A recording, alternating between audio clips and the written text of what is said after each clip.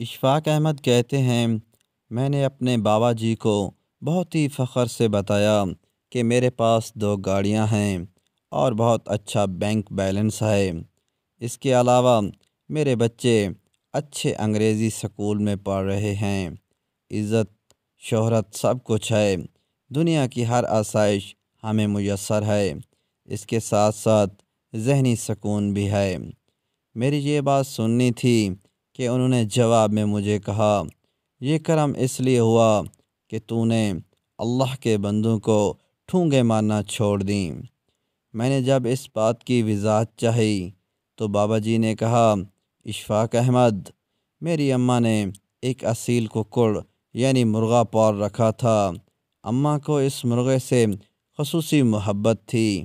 اماں اپنی مٹھی بھر کے مرغے کی چونچ کے عین نیچے رکھ دیا کرتی تھیں اور ککڑ چونچ جھکاتا اور جھٹ پٹ 2 منٹ میں پیٹ بھر کے مستیوں میں لگ جاتا۔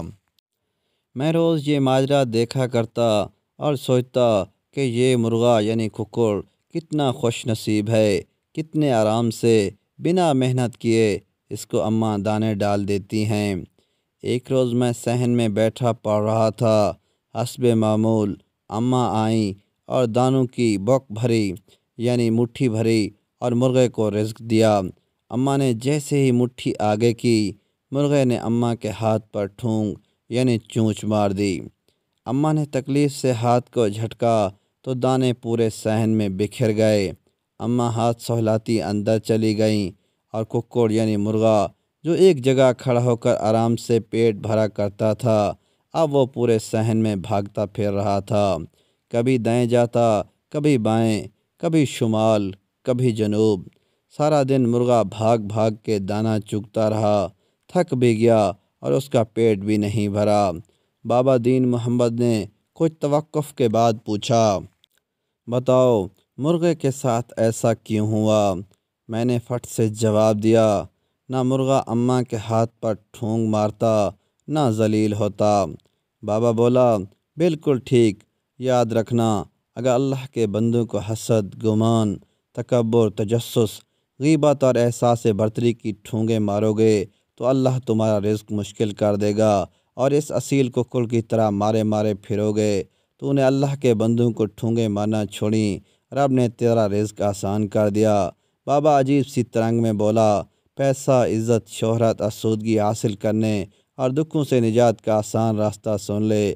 اللہ کے بندوں سے محبت کرنے والا، ان کی تعریف کرنے والا، ان سے مسکرا کے بات کرنے والا اور دوسروں کو معاف کرنے والا کبھی مفلس نہیں رہتا۔ آزما کر دیکھ لو، آپ بندوں کی محبت کے ساتھ ساتھ شکر کے آنسوں بھی اپنی منزل میں شامل کر لو تو امر ہو جاؤ گے۔ یہ کہہ کر بابا دین محمد تیزی سے مین گیٹ سے باہر نکل گیا اور میں سر جھکائے زار و قطار رو رہا تھا اور دل ہی دل میں اللہ رب العزت کا شکر ادا کر رہا تھا کہ بابا دین محمد نے مجھے کامیابی کا راز بتا دیا تھا۔ اللہ پاک ہمیں آسانیاں عطا کرے اور آسانیاں تقسیم کرنے کا شرف بخشے، آمین ثم آمین یا رب العالمین۔ دوستو، اس طرح کی مزید ویڈیوز کے لیے چینل کو سبسکرائب کریں تاکہ آنے والی تمام ویڈیوز آپ تک جلد سے جلد پہنچتی رہیں۔